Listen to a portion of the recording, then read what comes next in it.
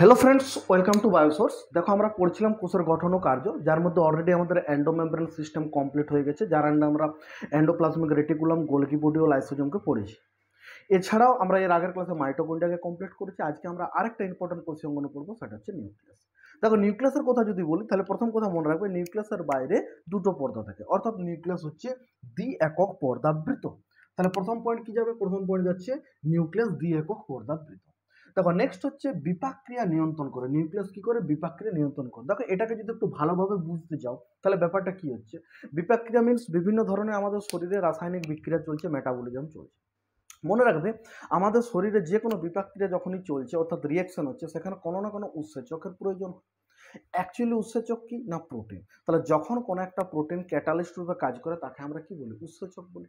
আর protein তৈরি হয় কোথা থেকে? জিন থেকে। পার্টিকুলার ডিএনএ এর মধ্যে থাকা একটা জিন, সেটা এমআরএনএ তৈরি করে, এমআরএনএ থেকে ট্রান্সলেশন পদ্ধতিতে প্রোটিন তৈরি হয়। তার মানে এক কথায় আমরা বলতে পারি যে ডিএনএ এর মধ্যে থাকে জিন, সেই জিন কি করে? প্রোটিন তৈরি করে, আর সেই প্রোটিন উৎসেচক রূপে কাজ করে, আর সেই উৎসেচক কি করে? কোনো বিপাক ক্রিয়ায় সাহায্য করে।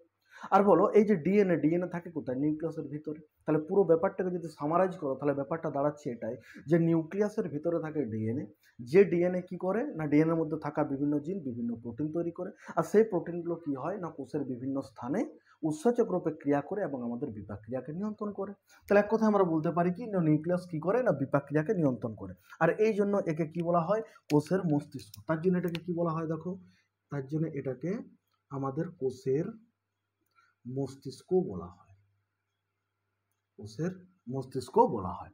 নেক্সট দেখো কি বলা আছে, এখানে বলা আছে বংশগত বৈশিষ্ট্য আবদ্ধ রাখে। আমরা জানি একটু আগে যেটা বললাম যে ডিএনএ এর মধ্যে কি থাকে? জিন থাকে। আর এই যে জিন, এই জিন কি করে? প্রোটিন তৈরির মাধ্যমে কি করে? কোনো একটা বৈশিষ্ট্যকে প্রকাশ করে। তার মানে আমরা বলতে পারি যে ডিএনএ এর মধ্যেই অ্যাকচুয়ালি বৈশিষ্ট্যের যে রহস্যটা সেটা কিন্তু লুকিয়ে আছে। আমাদের শরীরে যত যা ক্যারেক্টার দেখতে পাচ্ছ, প্রত্যেকটা ক্যারেক্টারের জন্য দায়ী হচ্ছে কোনো না কোনো প্রোটিন। আর প্রত্যেকটা প্রোটিন তৈরি হচ্ছে কোনো না কোনো জিন থেকে, আর জিন থাকে কোথায়? ডিএনএ এর মধ্যে।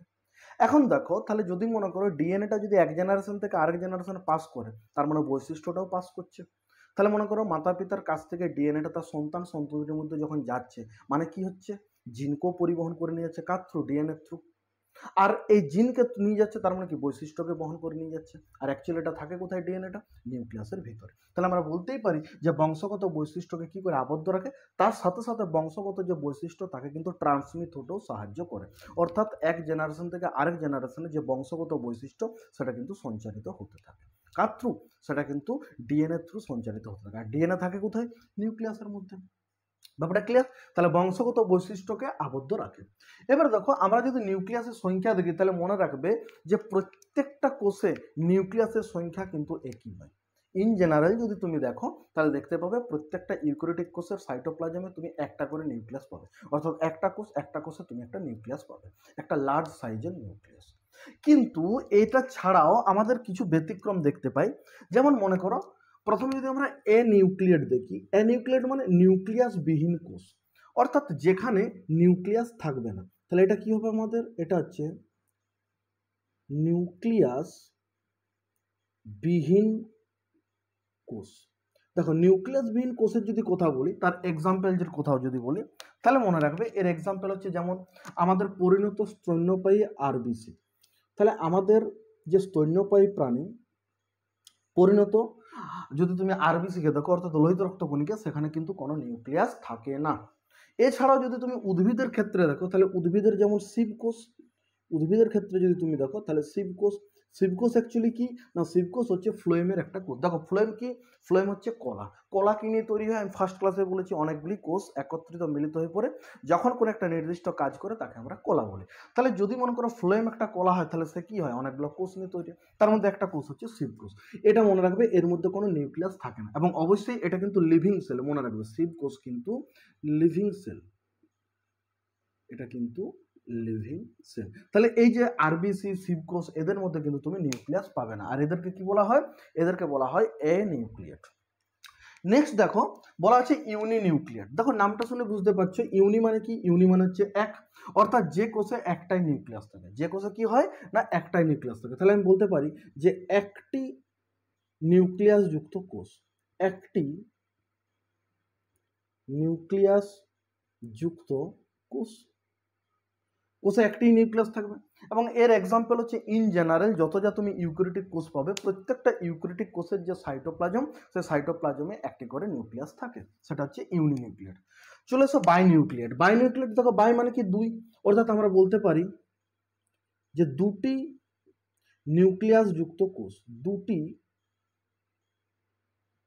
নিউক্লিয়াস যুক্ত কোষ। দেখো দুটি নিউক্লিয়াস যুক্ত কোষ, তাকে আমরা কি বলবো? তাকে আমরা বলবো বাইনিউক্লিয়েট। দেখো এর যদি আমরা এক্সাম্পলের কথা বলি, বাইনিউক্লিয়েট যদি আমরা এক্সাম্পলের কথা বলি, যেমন এর এক্সাম্পল হচ্ছে ধরো প্যারামেসিয়াম, তাহলে এর এক্সাম্পল হচ্ছে যেমন ধরো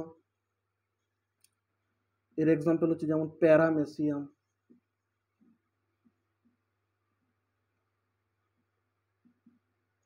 এর এক্সাম্পল হচ্ছে প্যারামেসিয়াম। প্যারামেসিয়ামের দুটো নিউক্লিয়াস থাকে, সেই দুটো নিউক্লিয়াসের মধ্যে মনে রাখবে একটা হচ্ছে লার্জ সাইজ আর একটা হচ্ছে স্মল সাইজ। তার জন্য প্যারামেসিয়াম এটা কি বলা হয়? ডাইমরফিক। কি বলা হয়? ডাইমরফিক। অর্থাৎ দেখো দুটো নিউক্লিয়াস থাকে, সেই দুটো নিউক্লিয়াসের একটা লার্জ সাইজ একটা স্মল সাইজ।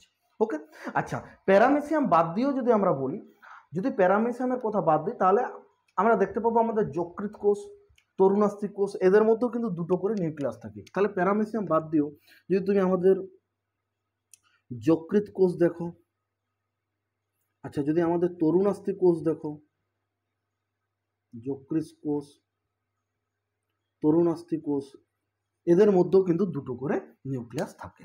ক্লিয়ার হয়েছে? নেক্সট দেখো বলা আছে মাল্টি নিউক্লিয়েট। মাল্টি নিউক্লিয়েট মানে কি? মাল্টি মানে মনে রাখবে অনেক, অর্থাৎ দুইয়ের বেশি। তাহলে মাল্টি মানে কি? দুইয়ের বেশি। তাহলে আমরা যদি বলি যে দুইয়ের বেশি নিউক্লিয়াস যুক্ত কোষ, দুইয়ের বেশি নিউক্লিয়াস যুক্ত কোষকে আমরা কি বলবো? Multi nucleate. এর এক্সাম্পল যদি দেখো একটা শৈবাল পাই আমরা, সেটা হচ্ছে যেমন ভাউকেরিয়া। তাহলে এর এক্সাম্পলের কথা যদি বলি আমরা, তাহলে যেমন হয় ভাউকেরিয়া। দেখো ভাউকেরিয়া কি বটে? ভাউকেরিয়া হচ্ছে একটা শৈবাল। এটা কি? এটা হচ্ছে একটা শৈবাল। এর মধ্যে যদি দেখো তুমি অনেকগুলো নিউক্লিয়াস পাবে। আচ্ছা এটা বাদ দিও, আমাদের যদি অ্যান্ডোস্পার্মের কথা বলি, যেটাকে আমরা বলছি শস্য, সেটার মধ্যেও কিন্তু তুমি একের বেশি নিউক্লিয়াস পাবে। আমরা পড়বো ক্লাস 12-এ আমাদের আছে, সেখানে আমরা দেখবো অ্যান্ডোস্পার্ম কি, অ্যান্ডোস্পার্ম কিভাবে তৈরি হয়। অর্থাৎ আমাদের যে ফ্রুটের মধ্যে যে শস্য, ঠিক আছে, সেই শস্যর মধ্যে আমরা দেখতে পাবো যে কোষগুলো আছে সেই কোষের মধ্যে কিন্তু দুইয়ের বেশি নিউক্লিয়াস থাকে। ঠিক আছে, চলো এরপর নেক্সট দেখো সিনসিটিয়াম আর সিনোসাইট। মনে রাখবে সিনসিটিয়াম মানে হচ্ছে যখন কোনো একটা প্রাণী কোষে অনেকগুলো নিউক্লিয়াস থাকে তখন সেই কোষকে বলা হয় সিনসিটিয়াম। অর্থাৎ আমরা বলতে পারি বহু নিউক্লিয়াস যুক্ত প্রাণী কোষ। তাহলে এক কথা আমরা বলতে পারি কি সিনসিটিয়াম মানে কি? সিনসিটিয়াম মানে হচ্ছে বহু নিউক্লিয়াস যুক্ত প্রাণী কোষ, বহু নিউক্লিয়াস যুক্ত প্রাণী কোষ। ক্লিয়ার? তাকে আমরা কি বলবো? সিনসিটিয়াম। আরেকটা আছে দেখো সিনোসাইট। সিনোসাইট কাকে বলে? দেখো সিনোসাইট মানে হচ্ছে বহু নিউক্লিয়াস যুক্ত, এটার মানে হচ্ছে বহু নিউক্লিয়াস যুক্ত উদ্ভিদ কোষ, বহু নিউক্লিয়াস যুক্ত উদ্ভিদ কোষ। ক্লিয়ার? তাহলে দেখো নিউক্লিয়েট মানে নিউক্লিয়াস বিহীন কোষ, এক্সাম্পল মনে রাখবে। বাইনিউক্লিয়েট মানে যদি একটা কোষে দুটো নিউক্লিয়াস থাকে, এক্সাম্পল মনে রাখবে। মাল্টিনিউক্লিয়েট মানে যদি দুইয়ের বেশি থাকে, হতে পারে 3, 4, 5, 6, হ্যাঁ 50, 100, যাই হোক সেটা কিন্তু মাল্টিনিউক্লিয়েট। মোট কথা দুইয়ের বেশি যদি হয়ে যায় তাহলে সেটা কি হয়ে যাবে? মাল্টিনিউক্লিয়েট। এক্সাম্পল মনে রাখবে। আচ্ছা সিনসিটিয়াম মানে যখন প্রাণী কোষে অনেকগুলি নিউক্লিয়াস থাকে, তাহলে বহু নিউক্লিয়াস যুক্ত প্রাণী কোষ। সিনোসাইট মানে কি? বহু নিউক্লিয়াস যুক্ত উদ্ভিদ কোষ।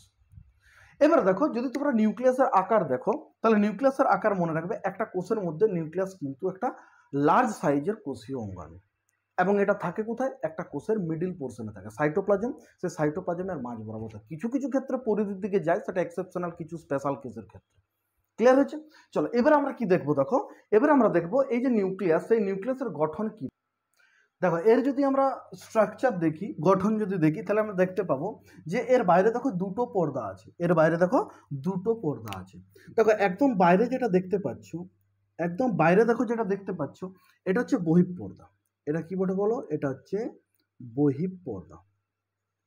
আচ্ছা দেখো ভিতরে যেটা দেখতে পাচ্ছ, এটা কি না? ভিতরেরটা হচ্ছে অন্তঃপর্দা। তাহলে বহিঃপর্দা, এটা হচ্ছে অন্তঃপর্দা। তাহলে দুটো পর্দা হলো, বহিঃপর্দা এবং অন্তঃপর্দা। আর দেখো দুটো পর্দার মাঝে একটা ফাঁকা স্পেস আছে, দেখো বাইরের পর্দা এবং ভিতরের পর্দা, দুটো পর্দার মাঝে যে স্পেস আছে এটাকে আমরা বলবো পেরিনিউক্লিয়ার স্পেস। তাহলে এই মাঝের যে স্পেসটা এটাকে আমরা কি বলবো, এটাকে আমরা বলবো পেরিনিউক্লিয়ার পেরিনিউক্লিয়ার স্পেস, এটাকে আমরা বলবো পেরিনিউক্লিয়ার স্পেস।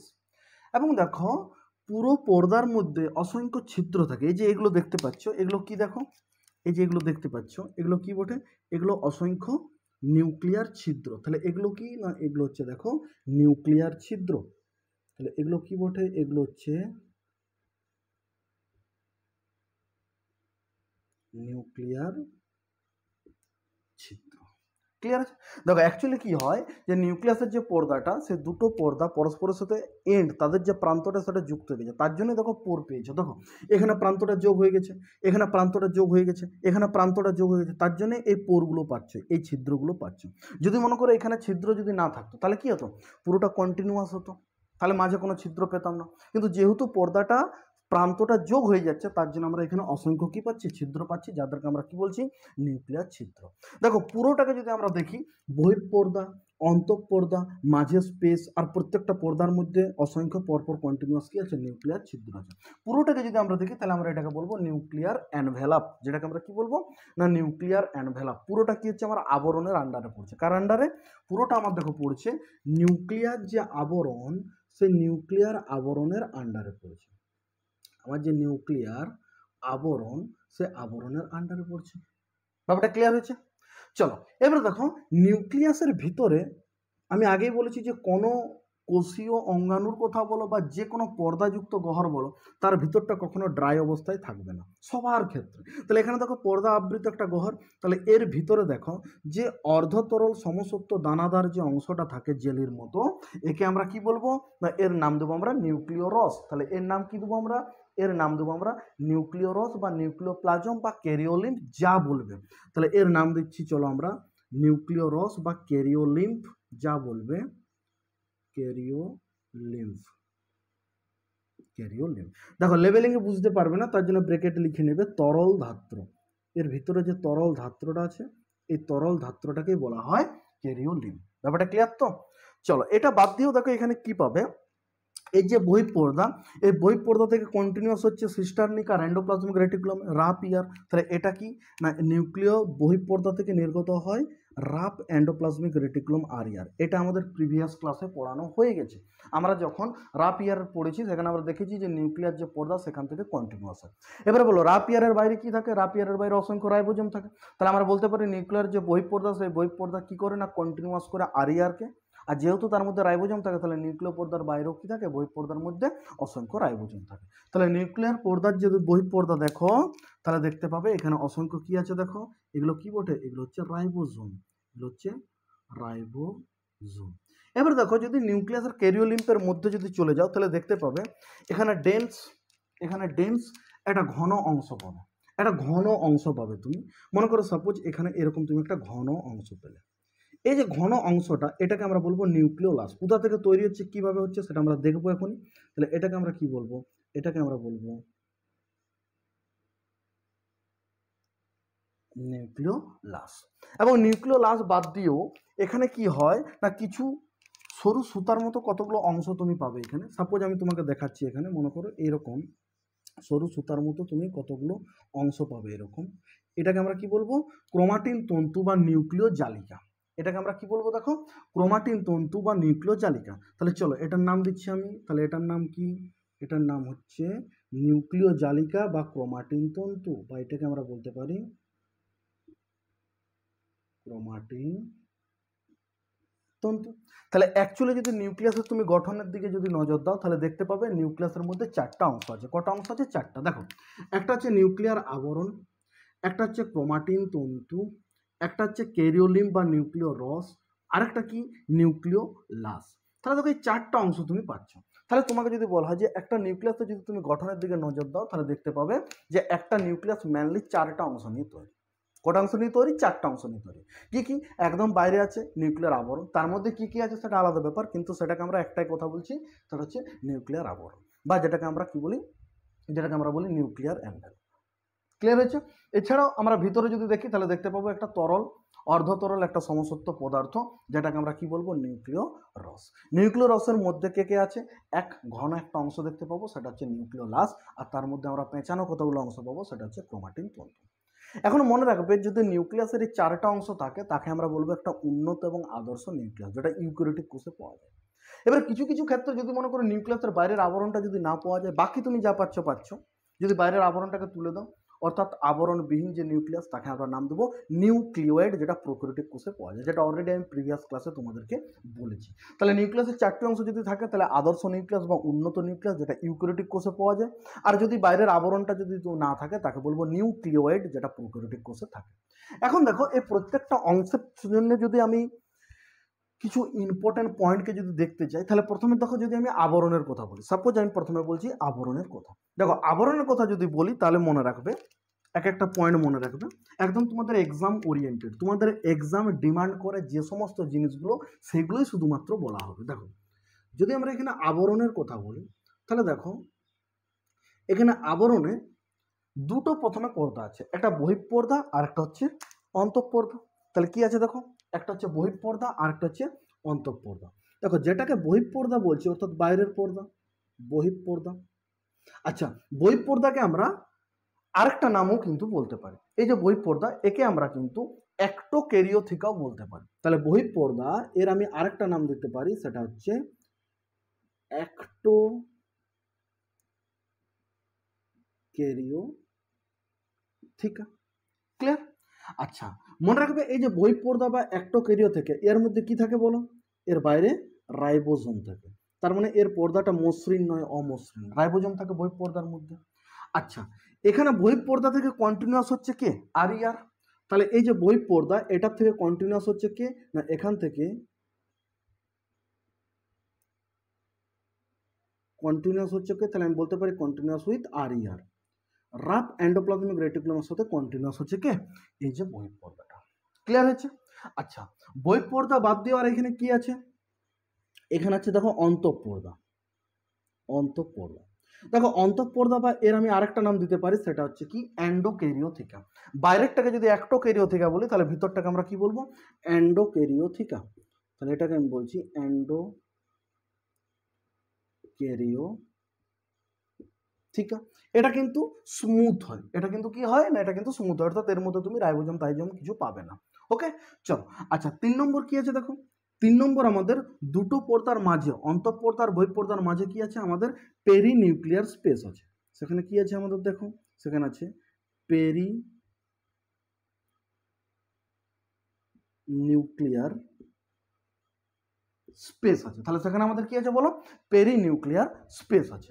এখন দেখো, তুমি যদি ভালোভাবে লক্ষ্য করে দেখো, তাহলে এই ছিদ্র, এই যে ছিদ্রগুলো দেখতে পাচ্ছ, এই ছিদ্রগুলো কিন্তু কন্টিনিউয়াস হচ্ছে পুরো একদম এনভেলপের মধ্যে, অর্থাৎ পুরো নিউক্লিয়াসের যে আবরণ, সেই পুরো আবরণের মধ্যে কিন্তু কন্টিনিউয়াস আছে।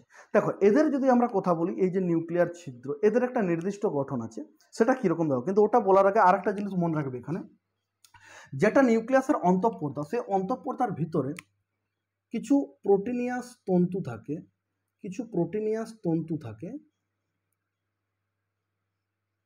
এই যে প্রোটিনিয়াস তন্তু, যেটা, এটাকে বলা হয় নিউক্লিয়ার ল্যামিনা। এটা ঠিক অন্তঃপর্দার ভিতরে থাকে। তাহলে এটাকে কি বলা হয়? যেটা আমি রেড কালারে দেখাচ্ছি, দেখো, এটাকে বলা হয় নিউক্লিয়ার ল্যামিনা। তাহলে এটার আমি নাম দিচ্ছি, দেখো, এটার নাম হচ্ছে নিউক্লিয়ার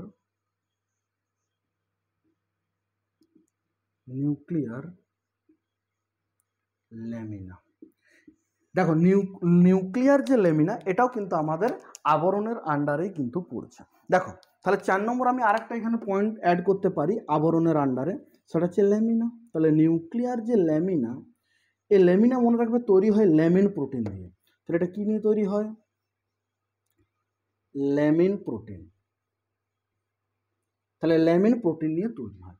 এবং মনে রাখবে, এটা হচ্ছে একটা ইন্টারমিডিয়েট ফিলামেন্ট। এটা কি? এটা হচ্ছে একটা ইন্টারমিডিয়েট ফিলামেন্ট। এটা হচ্ছে একটা ইন্টারমিডিয়েট ফিলামেন্ট। দেখো আমরা পড়বো কোষীয় কঙ্কাল বা সাইটোস্কেলেটন, সেখানে আমরা দেখবো 3 ধরনের প্রোটিনিয়াস তন্তু দেখতে পাওয়া যায়। একটা হচ্ছে মাইক্রোটিবিউল, একটা হচ্ছে মাইক্রোফিলামেন্ট, আর একটা হচ্ছে ইন্টারমিডিয়েট ফিলামেন্ট। দেখো মাইক্রোটিবিউলের যদি কথা আসে তাহলে তোমার কোন প্রোটিনের কথা আসবে? মাথায় আসবে টিবিউলিন প্রোটিনের কথা। তাহলে মাইক্রোটিবিউল তৈরি হয় টিবিউলিন প্রোটিন দিয়ে। আচ্ছা মাইক্রোফিলামেন্টের যদি কথা আসে তাহলে সেখানে অ্যাক্টিন ও মায়োসিন প্রোটিনের কথা মাথায় আসবে। ঠিক একইভাবে ইন্টারমিডিয়েট ফিলামেন্টের কথা যখন আসবে তখন কার কথা মাথায় আসবে? ল্যামিন প্রোটিনের কথা মাথায় আসবে। তাহলে এখন আপাতত মনে রাখবে আমরা আলাদা করে সেপারেট একটা ক্লাস করব, সেখানে আমরা দেখব সাইটোস্কেলেটন বা কোষীয় কঙ্কাল কত ধরনের হয়। তো মনে রাখবে সাইটোস্কেলেটন যেটাকে প্রোটিনিয়াস তন্তু বলছি আমরা 3 ধরনের হয়। তার মধ্যে একটা হচ্ছে ইন্টারমিডিয়েট ফিলামেন্ট যেটা লেমিন প্রোটিন নিয়ে তৈরি হয়, যেটা থাকে নিউক্লিয়াসের অন্তঃপর্দার ভিতরে। ক্লিয়ার হয়েছে? এই যে লেমিনা, এই লেমিনা কি কাজে সাহায্য করে? মনে রাখবে এই যে লেমিনা, এই লেমিনা তোমার ডিএনএর যে প্যাকেজিং, সেই ডিএনএর প্যাকেজিংয়ে সাহায্য করে। আর এটা হচ্ছে অ্যাসিডিক প্রোটিন আর নন হিস্টোন প্রোটিন। তাহলে দেখো এই যে প্রোটিনের কথা যেটা বলছি, যেটা ইন্টারমিডিয়েট ফিলামেন্ট, মনে রাখবে এটা হচ্ছে নন হিস্টোন প্রোটিন, নন হিস্টোন প্রোটিন, এবং এ কি করে? ডিএনএ প্যাকেজিংও হেল্প করে।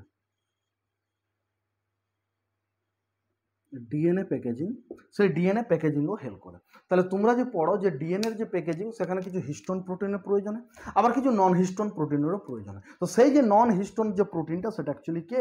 সেটা হচ্ছে ল্যামিন প্রোটিন, যেটাকে না ইন্টারমিডিয়েট ফিলামেন্ট বটে, যেটা নিউক্লিয়াসের অন্তঃপর্দার ভিতরে নিউক্লিয়ার লেমিনা যাকে আমরা বলছি সেখানে থাকে, যে ডিএনএ প্যাকেজিংয়ে হেল্প করে। তাহলে এখানে যে প্রোটিনটা সেটা হচ্ছে নন হিস্টোন প্রোটিন, যেও কিন্তু ডিএনএর প্যাকেজিংয়ে সাহায্য করে। তাহলে ডিএনএ থেকে কীভাবে ক্রোমাটিন তন্তু এবং কীভাবে ক্রোমোজোম তৈরি হয়, এটার জন্য আমরা একটা সেপারেট ভিডিও নিব এবং ভালোভাবে আমরা দেখব পুরো কনসেপ্টটা, ক্রোমাটিনের কনসেপ্ট কি, ক্রোমোজোমের কনসেপ্ট কি, কেমনভাবে ক্রোমোজোম তৈরি হলো, সেটা আমরা ভালোভাবে দেখব।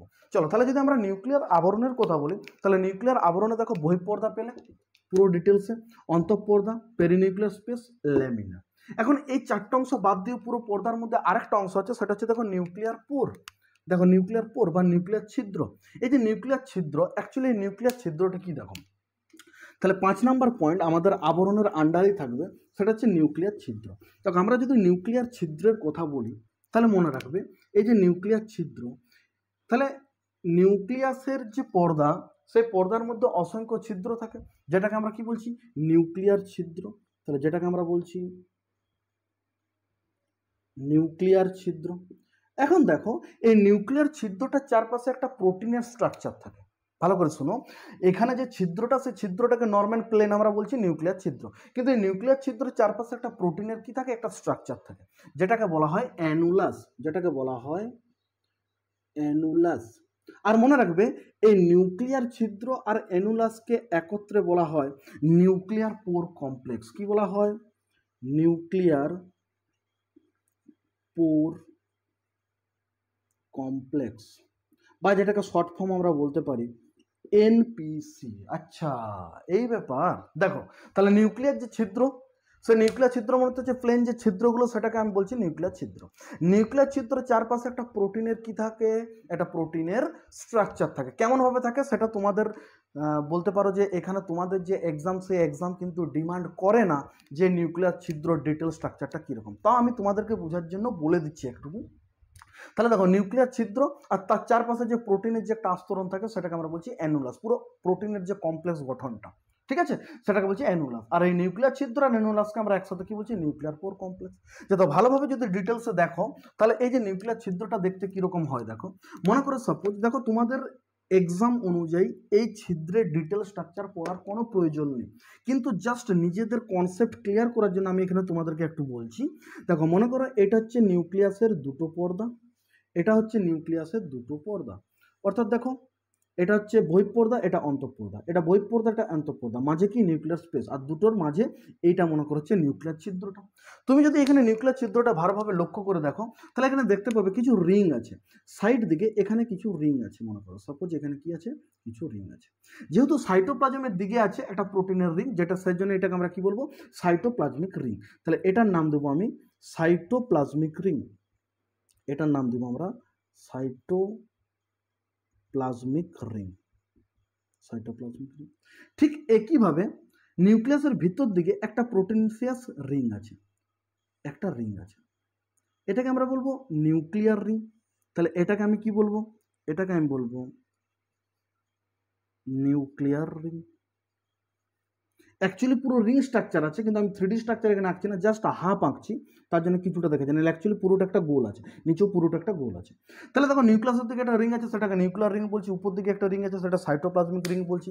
আর এদের মাঝে দেখো একটা সরু প্রোটিনের অংশ থাকে, এরকম একটা প্রোটিনের অংশ থাকে। এটাকে আমরা বলা হয়, এটাকে আমরা বলি সেন্ট্রাল রিং। তাহলে এটাকে আমরা কি বলবো? এটাকে আমরা বলবো সেন্ট্রাল রিং, বা এটাকে প্লাগও বলা হয়। এটাকে কি বলা হয়? এটাকে প্লাগও বলা হয়। এবার দেখো যেটা সাইটোপ্লাজম, সেই সাইটোপ্লাজমের দিকে কিছু ফিলামেন্ট থাকে, এরকম প্রোটিনেসিয়াস ফিলামেন্ট থাকে, যেগুলো সাইটোপ্লাজমিক ফিলামেন্ট বলা হয়। কি বলা হয়? সাইটোপ্লাজমিক ফিলামেন্ট বলা হয়। এবং নিচ দিকে যদি তুমি দেখো কিছু প্রোটিনিয়াস অংশ থাকে এরকম, যাদের প্রান্তগুলো এসে পড়ে এরকমভাবে যোগ হয়েছে। এদেরকে বলা হয় নিউক্লিয়ার বাস্কেট। এগুলোকে বলা হয় নিউক্লিয়ার বাস্কেট।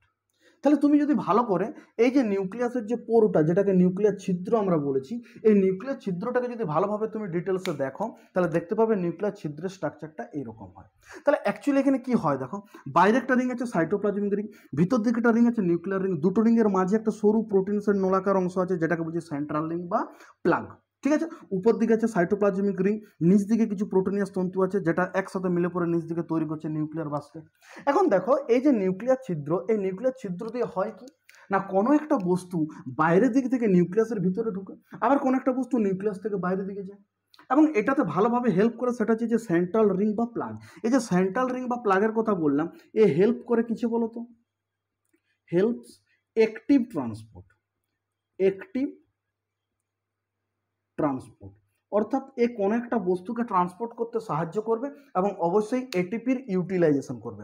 এটিপির সাহায্যে সে ট্রান্সপোর্ট করতে সাহায্য করবে। ঠিক আছে, তাহলে সেন্ট্রাল প্লাগের এটা কাজ। তাহলে কোনো একটা বস্তু মনে করা আছে বাইরের দিক থেকে ভিতরে প্রবেশ করবে, বা নিউক্লিয়াসের ভিতর থেকে কোনো একটা বস্তু বাইরে প্রবেশ করবে, এবং পুরোপুরি এই পুরো ব্যাপারটাকে মেনটেন করবে কি? নিউক্লিয়ার ছিদ্র। তার জন্য এই যে স্ট্রাকচারটা, এই স্ট্রাকচারটা খুবই ইম্পর্টেন্ট। ওকে, মনে করো সাপোজ নিউক্লিয়াসের ভিতরে ডিএনএ আছে, সেই ডিএনএ কি হবে? ট্রান্সক্রিপশন হবে এবং এমআরএনএ তৈরি হবে। ঠিক আছে, এর জন্য কিসের দরকার? এর জন্য দরকার মনে করো আরএনএ পলিমারেজ। এছাড়াও মনে করো ডিএনএ রেপ্লিকেশন হবে, অর্থাৎ ডিএনএ থেকে ডিএনএ তৈরি হবে। কিসের দরকার? DNA polymerase. তাহলে এই যে পলিমারেজ এনজাইমগুলো, এগুলো কোথা থেকে আসবে? সাইটোপ্লাজম থেকে আসবে। তাহলে মনে করো সাইটোপ্লাজম থেকে নিউক্লিয়াসের ভিতরে প্রবেশ করছে। তাহলে সাইটোপ্লাজম থেকে নিউক্লিয়াসের ভিতরে প্রবেশ করছে কোনো উৎসেচক বা কোনো প্রোটিন, তাকে প্রবেশ করতে হবে কার থ্রু? নিউক্লিয়ার পোর বা নিউক্লিয়ার পোর কমপ্লেক্সের থ্রু। এবং এখানে আরেকটা কথা এক্সট্রা মনে রাখবে, যে কোনো একটা প্রোটিন যখন এই প্লাগের মধ্য দিয়ে যাবে, সেই সমস্ত প্রোটিনেই যেতে পারবে যে প্রোটিনের মধ্যে একটা নির্দিষ্ট সিগন্যাল থাকে। সেই প্রোটিন কি সিগন্যাল থাকে? এই সিগন্যালটাকে বলা হয় এনএলএস সিগন্যাল। মনে করো কোনো একটা সাপোজ প্রোটিন সে নিউক্লিয়াসের ভিতরে প্রবেশ করতে চায়, তাহলে ওকে প্রবেশ করতে গেলে এই নিউক্লিয়ার ছিদ্রটা দিয়ে প্রবেশ করতে হবে। তো সব প্রোটিন পারবে না, সেই প্রোটিনেই পারবে যে প্রোটিনের মধ্যে একটা নির্দিষ্ট সিগন্যাল থাকে, যেটাকে বলা হয় এনএলএস সিগন্যাল। এনএলএস মানে নিউক্লিয়ার লোকালাইজিং সিগন্যাল, অর্থাৎ কিছু অ্যামাইনো অ্যাসিডের সিকোয়েন্স, যেটাকে আমরা সিগন্যাল বলছি, যেটাকে ডিটেক্ট করে পরেই নিউক্লিয়ার ছিদ্রটা কি করবে? এই প্রোটিনটাকে পাস করতে সাহায্য করবে। যদি এনএলএস সিগন্যাল না থাকে, তাহলে যে কোনো প্রোটিন কিন্তু নিউক্লিয়ার ছিদ্র দিয়ে নিউক্লিয়াসের ভিতরে প্রবেশ করতে পারবে না। তাহলে যখনই কোনো একটা প্রোটিনের মধ্যে এনএলএস সিগন্যাল থাকবে, সে আরামসে এই ছিদ্র দিয়ে নিউক্লিয়াসের ভিতরে প্রবেশ করতে পারবে। আর এনএলএস কি? এটা প্রোটিনের মধ্যে থাকা কিছু স্পেসিফিক অ্যামাইনো অ্যাসিড, যাকে আমরা সিগন্যাল হিসাবে কাউন্ট করছি, এবং যেটা সাহায্য করছে নিউক্লিয়াসের ভিতরে প্রবেশ করতে। তাহলে দেখো নিউক্লিয়ার যে আবরণ, সেই নিউক্লিয়ার আবরণ আমাদের পুরোপুরি কিন্তু কমপ্লিট হয়ে গেল। যার আন্ডারে কে কে ছিল দেখো, বাইরে ছিল বহিঃপর্দা, তারপরে অন্তঃপর্দা, দুটো পর্দার মাঝে হচ্ছে কি? পেরিনিউক্লিয়ার স্পেস, এবং অন্তঃপর্দারও ভিতরে কি আছে? সেখানে আছে নিউক্লিয়ার লেমিনা, এবং পুরো পর্দাটার মধ্যে কি আছে? অসংখ্য ছিদ্র আছে, যাদেরকে বলছে নিউক্লিয়ার ছিদ্র। এবং প্রত্যেকটা থেকে তোমাদের এক্সামে যেরকম যেরকম কোয়েশ্চেন পড়ে, সেই ওরিয়েন্টেডের সমস্ত কিছু ইনফরমেশন কিন্তু বলে দেওয়া হলো। ঠিক আছে, চলো এরপর দেখো, তাহলে নিউক্লিয়ার আবরণ যদি কমপ্লিট হয়ে গেল, নিউক্লিয়ার আবরণ বাদ দিয়েও আমাদের তো আরো কিছু অংশ আছে। কি অংশ আছে? নিউক্লিওলাস আছে, ক্যারিওলিম্ব আছে। তাহলে সেগুলোকে যদি আমি একটু ডিটেলসে দেখি, তাহলে সেগুলো আমাদের কি কি হয় দেখো। দেখো ক্যারিওলিম্পের যদি কথা বলি তাহলে দেখো নিউক্লিয়াসের যে গহ্বর, সেই গহ্বরের মধ্যে যে অর্ধতরল পদার্থটা থাকে, তরল পদার্থটা, তাকে আমরা বলি ক্যারিওলিম্প বা নিউক্লিওরস। তাহলে প্রথম পয়েন্ট মনে রাখবে, ক্যারিওলিম্প কি হচ্ছে? অর্ধতরল ধাত্র। আচ্ছা, এটা কিছুটা আম্লিক প্রকৃতির হয়। আচ্ছা, জটিল রাসায়নিক পদার্থের মিশ্রণ থাকে, অর্থাৎ বিভিন্ন ধরনের পদার্থ, নিউক্লিক অ্যাসিড থাকে, বিভিন্ন এনজাইম থাকে, আরও বিভিন্ন ধরনের প্রোটিন থাকে। এছাড়াও এখানে ভেরি ভেরি ইম্পর্টেন্ট, যেটা আমাদের ম্যান এখানে ফোকাস করবো, সেটা হচ্ছে নিউক্লিওলাস ও ক্রোমাটিনকে ধারণ করে। দেখো এই যে এখানে যে নিউক্লিওরস দেখতে পাচ্ছ বা ক্যারিওলিম্প দেখতে পাচ্ছ, এর মধ্যে দেখো আমাদের নিউক্লিওলাসও আছে আর তার সাথে ক্রোমাটিনও আছে। তাহলে নেক্সট আমাদের এখানে পড়ার বিষয় হচ্ছে কি, সেটা হচ্ছে নিউক্লিওলাস এবং ক্রোমাটিন। দেখো নিউক্লিওলাসের যদি কনসেপ্টটা নাও, দেখো কি, দেখো নিউক্লিওলাসের যদি কথা বলি তাহলে মনে রাখবে, তাহলে 3 নম্বর আমাদের কম্পোনেন্ট কি? 3 নম্বর কম্পোনেন্ট হচ্ছে আমাদের নিউক্লিওলাস। তাহলে 3 নম্বর কম্পোনেন্ট হচ্ছে আমাদের নিউক্লিওলাস। দেখো নিউক্লিওলাসের যদি কথা বলি তাহলে দেখো এখানে ঘন, নিউক্লিয়াসের মধ্যে যে ঘন অংশটা দেখতে পাচ্ছ সেটা হচ্ছে নিউক্লিওলাস। অ্যাকচুয়ালি এই যে নিউক্লিওলাস, এই নিউক্লিওলাস কিন্তু কোনো পর্দাযুক্ত অঙ্গাণু নয়, ঠিক আছে? তাহলে এটা হচ্ছে কি, ফার্স্ট পয়েন্ট মনে রাখবে, এটা হচ্ছে পর্দাবিহীন, পর্দাবিহীন। তাহলে নিউক্লিওলাস যেটা ছবিতে দেখতে পাচ্ছ যে ঘন অংশটা, এটা হচ্ছে পর্দাবিহীন। অ্যাকচুয়ালি যে তুমি দেখতে চাও তাহলে নিউক্লিওলাসটা কি নিয়ে তৈরি? এটা ডিএনএ নিয়ে তৈরি, ক্রোমাটিন নিয়ে তৈরি। কি ক্রোমাটিন নিয়ে তৈরি? বিভিন্ন ধরনের। আচ্ছা, কোথা থেকে তৈরি হচ্ছে সেটা যদি আমরা একটু ডিটেলসে দেখি, মনে করো সাপোজ, যদি আমরা একটু ডিটেলসে দেখি তাহলে দেখো, মনে করো সাপোজ এটা হচ্ছে একটা কোষ, মনে করো সাপোজ এটা হচ্ছে একটা কোষ। কোষের ভিতরে কি আছে? কোষের ভিতরে আছে নিউক্লিয়াস, কোষের ভিতরে আছে নিউক্লিয়াস। মনে করো এটা হচ্ছে নিউক্লিয়াস, নিউক্লিয়াসের এগুলো হচ্ছে নিউক্লিয়ার পোর, এটা হচ্ছে নিউক্লিয়াস। ভালো করে ব্যাপারটা দেখো, নিউক্লিয়াসের মধ্যে কি হয় না, ডিএনএটা কম্প্যাক্ট হয়ে পড়ে ক্রোমাটিন এবং ক্রোমোজোম তৈরি করে। যখন মনে করে এখানে একটা ক্রোমোজোম আছে, সাপোজ এখানে একটা ক্রোমোজোম আছে,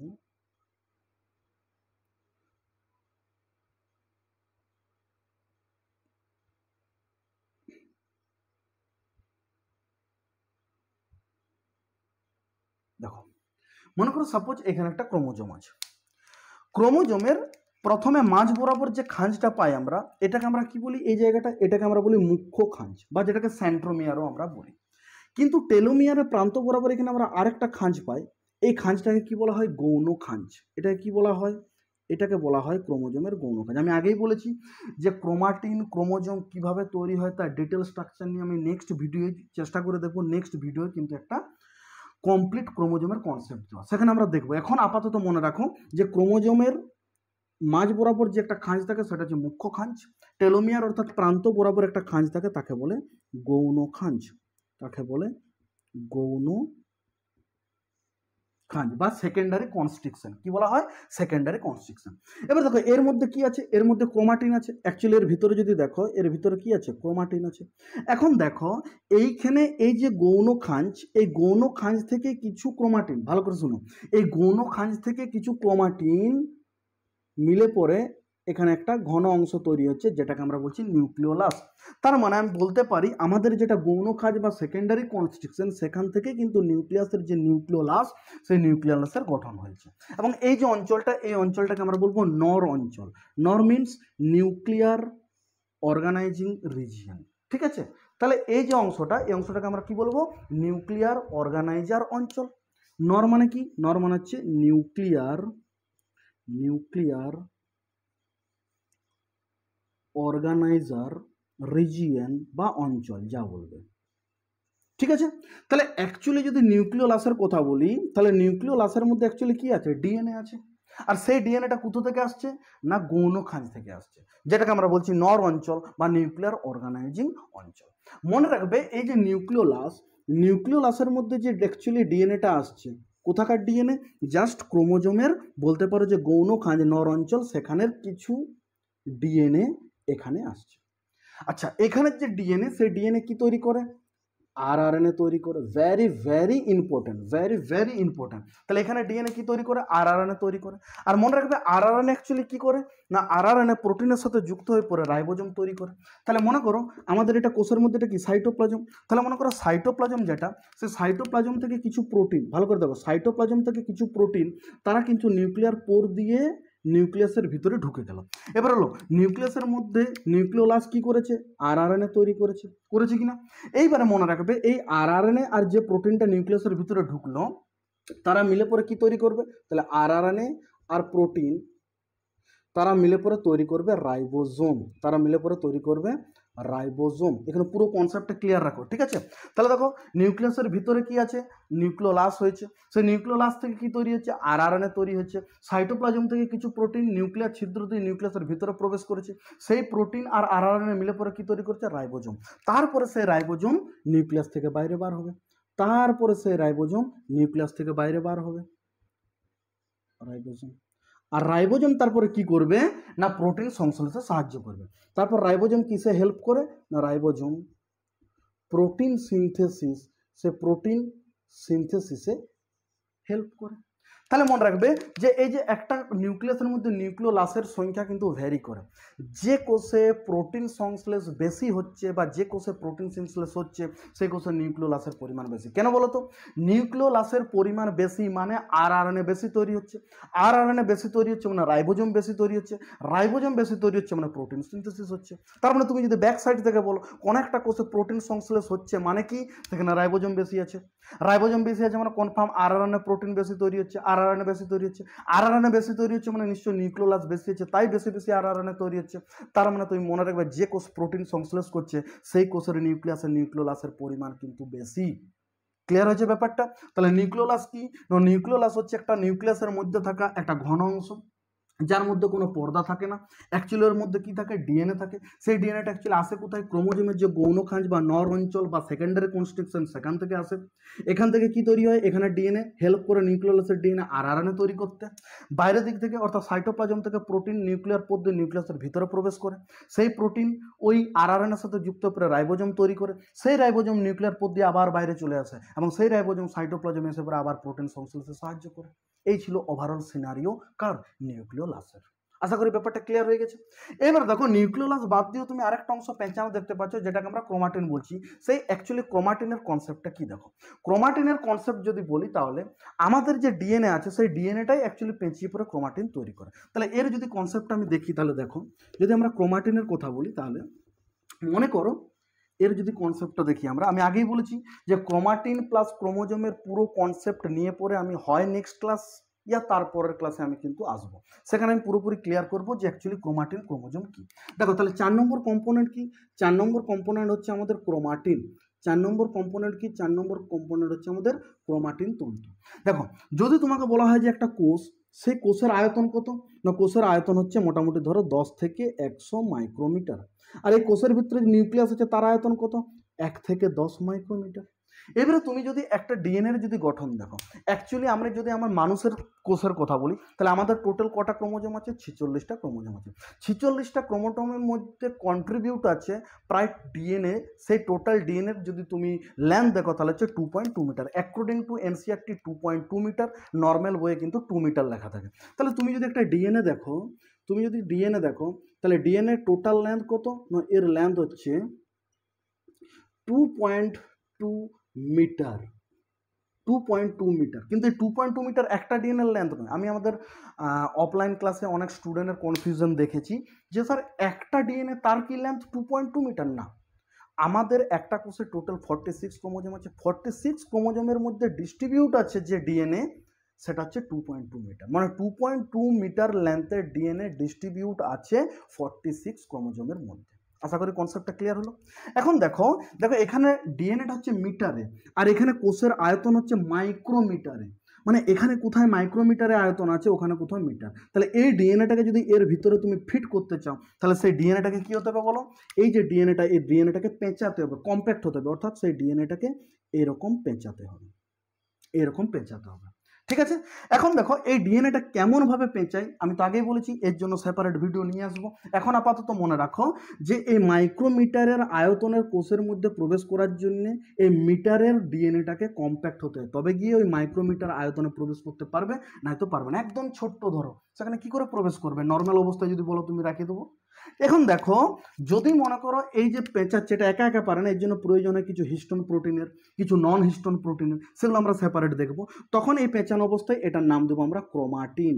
এটার নাম দেবো আমরা কি? এটার নাম দেবো আমরা ক্রোমাটিন। তাহলে বলো, ডিএনএটা ডিএনএ অবস্থায় নিউক্লিয়াসের ভিতরে পাবেন না, কারণ ডিএনএটা ডিএনএ অবস্থায় নিউক্লিয়াসের ভিতরে প্রবেশ করবেই না অত লেন্থের। তাহলে ডিএনএটা নিউক্লিয়াসের ভিতরে তখনই প্রবেশ করবে যখন ডিএনএটা কী হবে, কিছু হিস্টোন প্রোটিন, কিছু নন হিস্টোন প্রোটিনের সহায়তায় কী হবে, পেঁচাবে। আর যখনই ডিএনএটা হিস্টোন প্রোটিনের সহায়তায় পেঁচিয়ে যাবে তখন সেটাকে আর ডিএনএ বলবো না, তার নাম হয়ে যাবে ক্রোমাটিন। তাহলে দেখো, তুমি নিউক্লিয়াসের ভিতরে এই যে পেঁচানো যে অংশগুলো দেখতে পাচ্ছ, অ্যাকচুয়ালি এগুলো কি? অ্যাকচুয়ালি সেগুলো ডিএনএ। কিন্তু এগুলো পেঁচানো কেন? কারণ ডিএনএটাকে বাধ্য পেঁচাতে হয়েছে। ডিএনএটা নর্মাল অবস্থায় ওই ছোট্ট কম্পার্টমেন্টে কোনো দিন প্রবেশ করতে পারবে না, তার জন্য তাকে পেঁচাতে হয়েছে, তবে গিয়ে সে নিউক্লিয়াসের ভিতরে ফিট হয়েছে। আর যখনই ডিএনএটা পেঁচিয়ে গেছে তখনই তার নাম হয়ে গেছে ক্রোমাটিন। এবার এই ক্রোমাটিনটা আরও পেঁচাবে, ডিএনএ তৈরি করবে ক্রোমোজোম। সেটার জন্য ওয়েট করতে হবে নেক্সট ভিডিও অথবা তারপরের ভিডিও, যেখানে আমি বলবো যে ক্রোমাটিন ক্রোমোজোমের গঠনটা কি। তাহলে এখন আপাতত ক্লিয়ার হয়েছে যে নিউক্লিয় জালিকা বা ক্রোমাটিন তন্তু কি। অ্যাকচুয়ালি এটা হচ্ছে ডিএনএ, কিন্তু ডিএনএটাকে বাধ্য এর ভিতরে প্রবেশ করার জন্য এরকম পেঁচাতে, তখন এটা হয়ে যাচ্ছে ক্রোমাটিন। তাহলে ক্লিয়ার হয়েছে? তাহলে যদি ক্রোমাটিন বলো, তাহলে ক্রোমাটিন মানে কি? Actually DNA. ডিএনএ মানে কি? তার ভিতরে জিন আছে, জিন কি হয়? সেটা প্রোটিন তৈরি করে, তাই তো? এখন দেখো, এই যে ক্রোমাটিন, ডিউরিং ক্রোমাটিন ফরমেশনের সময় কি হয় দেখো, ডিএনএর কোনো একটা অংশ ক্রোমাটিন তৈরির সময় খুব পেঁচিয়ে যায়, আর কোনো অংশ নর্মাল পেঁচানো, আবার কোনো অংশ খুব পেঁচিয়ে যায়, আবার কোনো অংশ নর্মাল পেঁচানো হয়। অর্থাৎ 100% অ্যাকুরেসিতে কখনোই পেঁচানোটা হয় না। তো মনে রাখবে, যে জায়গায় একটু বেশি পেঁচানো হয় ক্রোমাটিনে, যে জায়গায় একটু বেশি পেঁচানো হয় তাকে বলা হয়, সেই ক্রোমাটিনকে হেটারোক্রোমাটিন। কি বলা হয়? তাকে বলা হয় হেটারোক্রোমাটিন। কি বলা হয়? হেটারোক্রোমাটিন। আর যে জায়গায় একটু কম পেঁচানো হয়েছে তাকে আমরা কি বলবো? তাকে আমরা বলবো ইউক্রোমাটিন। তাকে আমরা কি বলবো? ইউক্রোমাটিন। এবার মনে করো আমি যদি স্টেন করি, অর্থাৎ কালার দিই, তাহলে কোনখানে কী রঙ হবে? যে জায়গাটা ঘন আছে, পেঁচানোটা বেশি আছে, অর্থাৎ হেটারোক্রোমাটিন, এখানে কালারটা হবে ঘন। কিন্তু যে জায়গাটা একটু কম পেঁচানো আছে, যেটাকে আমরা ইউক্রোমাটিন বলছি, এখানে কালার ঢালে সে কালারটা হবে একটু পাতলা। তার মানে আমরা বলতে পারি হেটারোক্রোমাটিনে যদি আমরা রঞ্জকিত করি তাহলে সেখানে ঘন বর্ণ ধারণ করে, এখানে কিন্তু হালকা বর্ণ ধারণ করে ইউক্রোমাটিন। এবার তোমরাই বলো, ডিএনএর মধ্যে কি আছে? জিন। তাহলে হেটারোক্রোমাটিনের জিনগুলো কি আছে? পরস্পরের খুব কাছাকাছি আছে। তাহলে তারা ভালোভাবে প্রকাশ পাবে, না যারা একটু ডিস্টেন্স মেনটেন করছে তারা ভালোভাবে প্রকাশ পাবে? অবশ্যই যারা একটু ডিস্টেন্স মেনটেন করছে তারা। তার মানে হেটারোক্রোমাটিনের মধ্যে জিন তো আছে, বাট তারা প্রকাশ পেতে পারছে না, কারণ তারা এতটাই কাছাকাছি আছে যে জিনরা প্রকাশ পাচ্ছে না। তাহলে হেটারোক্রোমাটিনের মধ্যে কি থাকে? নিষ্ক্রিয় জিন। জিন আছে বাট প্রকাশ পায় না, নিষ্ক্রিয় জিন। কিন্তু ইউক্রোমাটিনে যদি দেখো, তাহলে ইউক্রোমাটিনে কি থাকে? সক্রিয় জিন। আর এই ইউক্রোমাটিনের জিনেই প্রকাশ পেয়ে পরে কি তৈরি করে? এমআরএনএ। কি তৈরি করে? এমআরএনএ। যে এমআরএনএ নিউক্লিয়াস থেকে নিউক্লিয় পর্দা দিয়ে, নিউক্লিয় পর্দার ছিদ্র দিয়ে বাইরে বার হয় এবং সাইটোপ্লাজমে এসে রাইবোজোমের সাথে যুক্ত হয়ে পরে প্রোটিন সংশ্লেষে সাহায্য করে। তাহলে দেখো, নিউক্লিয় লাসের যে ডিএনএ পাচ্ছ সেটা থেকে তৈরি হচ্ছে আরআরএনএ, কিন্তু এখানে ক্রোমাটিন, সেই ক্রোমাটিনের যেটা ইউক্রোমাটিন পাচ্ছ সেখান থেকে তৈরি হচ্ছে এমআরএনএ। তার মানে মনে রাখবে যে যখন একটা ডিএনএ ক্রোমাটিন তৈরি করে তখন 100% অ্যাকুরেসিতে সে কিন্তু পেঁচায় না, কোনো জায়গায় বেশি পেঁচায়, কোনো জায়গায় কম পেঁচায়। যে জায়গায় বেশি পেঁচায় সেটাকে কি বলে? হেটারোক্রোমাটিন। যে জায়গায় একটু কম পেঁচায় তাকে বলে ইউক্রোমাটিন। তুমি যদি রঞ্জকিত করো তাহলে দেখতে পাবে যে জায়গায় বেশি পেঁচানো সেখানে কি হবে? ঘন বর্ণ ধারণ করে, যে জায়গায় কম পেঁচানো সেখানে হালকা বর্ণ ধারণ করে। ঘন বর্ণ ধারণ করে হেটারোক্রোমাটিন, হালকা বর্ণ ধারণ করে ইউক্রোমাটিন। এবারে যদি জিনের কথা বলি, ডিএনএর মধ্যে জিন থাকে, বেশি পেঁচানো জিনগুলো প্রকাশ পেতে পারছে না, তার জন্য নিষ্ক্রিয় জিন। ইউক্রোমাটিন কম পেঁচানো, তাকে কি আছে? জিনগুলো প্রকাশ পাওয়ার সুযোগ পাচ্ছে, সেটা হচ্ছে সক্রিয় জিন। এবং সেই ইউক্রোমাটিন অংশ থেকে কি তৈরি হয়? এমআরএনএ। যে এমআরএনএ নিউক্লিয়াস থেকে বাইরে বার হয়ে প্রোটিন তৈরিতে সাহায্য করে। তাহলে নিউক্লিয়াসের চারটা অংশ: নিউক্লিয় পর্দা, নিউক্লিয় রস, নিউক্লিয় রসের মধ্যে ভেসে বেড়াচ্ছে নিউক্লিয় লাস, এবং নিউক্লিয় জালক বা ক্রোমাটিন তন্তু। আশা করি প্রত্যেকটার কনসেপ্ট তোমাদের পুরোপুরি ক্লিয়ার হয়ে গেছে। ব্যাপারটা ক্লিয়ার? তাহলে নিউক্লিয়াসের যদি কাজ বলি, তাহলে নিউক্লিয়াসের কাজ তোমরা কি বলবে বলো? দেখো, নিউক্লিয়াসের প্রথম কাজ হচ্ছে প্রোটিন তৈরি করছে। সেই প্রোটিন কি করছে? সেই প্রোটিন উৎসেচকের উপর কাজ করছে, আর সেই উৎসেচক কি করছে? বিপাক ক্রিয়ায় সাহায্য করছে। তাহলে এক, নিউক্লিয়াস বিপাক ক্রিয়ায় সাহায্য করছে। নেক্সট আমরা বলতে পারি কি? নেক্সট আমরা বলতে পারি যে আমাদের যে বংশগত বৈশিষ্ট্য, সেই বংশগত বৈশিষ্ট্যকে ধারণ করছে এবং এক জেনারেশনকে পরের জেনারেশনে বহন করতে সাহায্য করছে। এছাড়া আমরা বলতে পারি রাইবোজোম গঠনে সাহায্য করছে। দেখো এখানে যদি RNA তৈরি না হতো তাহলে রাইবোজোম তৈরি হতো না, তাহলে আমরা বলি রাইবোজোম গঠনেও সাহায্য করছে। জাস্ট এগুলো হচ্ছে আমাদের নিউক্লিয়াসের কাজ। তাহলে এই ছিল আমাদের ওভারঅল নিউক্লিয়াস। তোমাদের যদি কারো কোনো মনে কোনো কোশ্চেন থাকে পুরো টপিকটা থেকে অবশ্যই তোমরা কমেন্ট সেকশনে জানাবে, ঠিক আছে? আর ভিডিওটা যদি ভালো লাগে অবশ্যই লাইক করবে এবং বন্ধুদের সাথে কিন্তু শেয়ার করবে, ঠিক আছে? চলো।